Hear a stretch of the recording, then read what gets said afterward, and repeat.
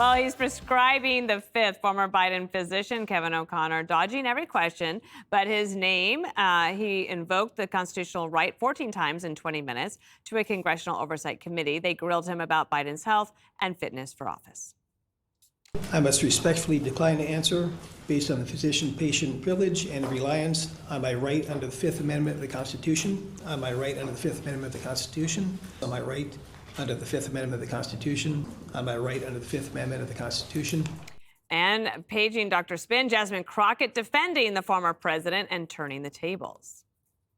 Do you have concerns about the president's health and his mental acuity No. at all? None whatsoever? I had none. Now, granted, I didn't see Joe Biden every single day, but I did have an opportunity to interact with the president. I never had a concern. If there's anyone that I am concerned about their mental acuity, it is the current occupant.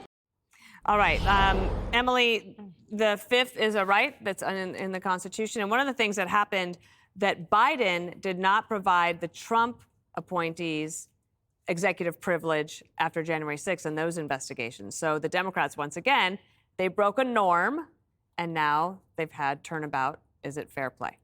It is. And look, he came in there saying it's alarming and it's unprecedented that I'm being called in here. And he tried to invoke the patient-client immunity. And then the president's like, don't worry about that. We got you. So then all of a sudden he's invoking his constitutionally protected Fifth Amendment right. And the reality is that I think legally and to attorneys, they're like, oh, yes, we totally understand and it's strategic.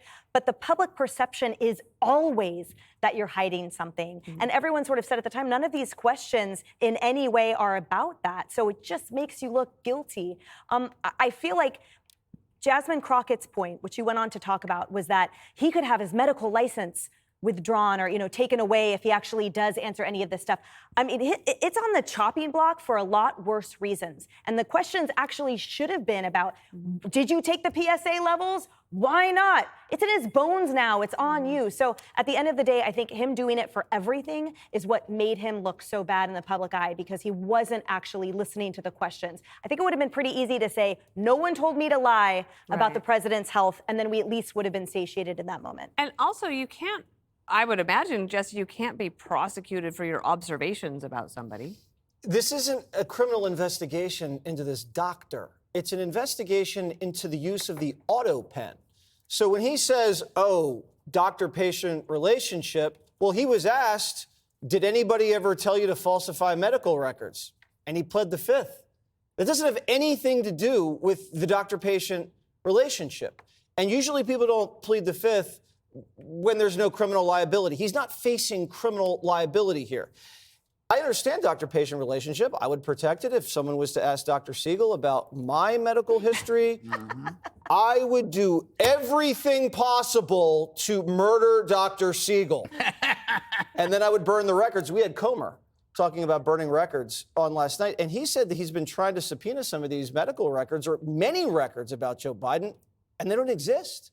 And he suggested that all of these documents disappeared. Like maybe the Biden people may have taken them when they left in January because the Trump people can't find them. I guess the other thing, Harold, is the question of basically if the White House doctor every year after the physical says, he's fit, he can do the job, no problem. That's like basically that's the job. Is that the concern? Is that if it turns out not to be true, he would be in trouble? So I have a very different opinion, you guys. I think this is a complete waste of time by this committee. I think when you're getting into the physician-patient privilege, it's pathetic and tragically partisan. The American people decided last year, after hearing questions raised by many around this table, rightly so, about President Biden's cognitive abilities and his ability to do the job. Guess what we decided to do? We decided not to elect him, and we rejected his vice president as well. There was a lot that went on during that process. And then when the country saw President Biden in that debate with President Trump, it became painfully clear that he was not fit to run for president the next time. To ask a doctor to come and violate a physician-patient privilege, you open the door for a whole range of things. Not only Dr. Siegel, but whom else did this doctor see in the White House? What other presidents? What other staffers? Are their records now fair game because James Comer and a group of partisans in the Congress want to see this? We have elections to resolve these things. Now, if indeed you believe the auto pen was used in a way that was illegal, then call in the president and call in the others. Don't call in this doctor. Well, they're calling and in ask many kids. people. This I is got just it. one I'm of talking- many I'm talking- people who are going to be I think called the whole- in. I hope And if think everybody right, takes but the Jesse, fifth, hold on one Harold, second. do you think that looks good? It's their right, and it probably doesn't. Sure, but it's their right, but it looks terrible. Right, but to call the doctor in, you made my point. You made it, I think, in a funny and a serious way. Why call the doctor in? The doctor, I'll remind you, President Trump's doctor in the first term sent out letters saying that the president was in great health. He probably is, and I hope and pray that he is. What Congress should do is pass a law demanding that the president of the United States take a cognitive test every year and that it be released to Congress and to the public and that the doctor come before. They had to carve that out. But to call this doctor in is just petty, silly, and it's just so partisan. Well, if the It's just doctor beneath knew the this committee. guy wasn't up to it, and then someone else had the auto pen, and they were signing stuff that now is law of the land, then that law of the land is now bunk. That's gone, Harold, and that's what this is about. What if we call back doctors who saw President Reagan and doctors who saw President H.W. Bush and That's doctors the who saw, 80s. This is last year, Harold. Right, but what if there were auto pens that made? But Jesse, I just think you're opening a door here that I don't think you want to. Well, I'm going to open the door, and then maybe I'll kick it Greg, down. the doctor is not in, the doctor is out. Well, I don't trust any doctor with hair like that. Let's be honest. I mean, that's the elephant in the room. It looks like what is that? Alfalfa from Little Rascals. I don't know what it is. It's very frightening. There's something clearly wrong with him. I get the doctor-patient relationship. I'm with Jesse. If Dr. Siegel ever talked about what went on over in his changing room, I'd be in big trouble. But we also have a right to know the truth. The leader of our free country, who was in charge of the nuclear football, had a brain as broken as Jerry Nadler's lawn chair.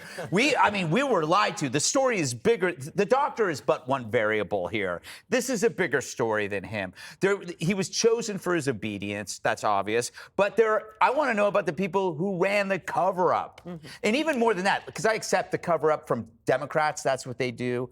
The journalists that covered this up. That's who I care about. But they can't investigate themselves. Why be your own hangman? We need an independent body to investigate the journalistic industry or what's left of it, because I want to know. I want everybody, I want them frog marched into the sea, Harold. Frog marched into the sea. Who should they call when they do an investigation on the Epstein files? Who's the first witness? I don't know. Bill Clinton. Dead. Yes. Bill Clinton. How many times is he on the jet, Harold? Because he Okay. lied about that. Evidently there was no blacklist. That's what I heard. That's what Ms. Mondi told Blacklist, me. Harold, I don't want to make this racial, okay? Or the whatever, you know the list. I'm going to let them talking continue about. in the break. Up next, you can now blame Kamala's gut for Tim Walz. Click here to subscribe to the Fox News YouTube page to catch our hottest interviews and most compelling analysis. You won't get it anywhere else.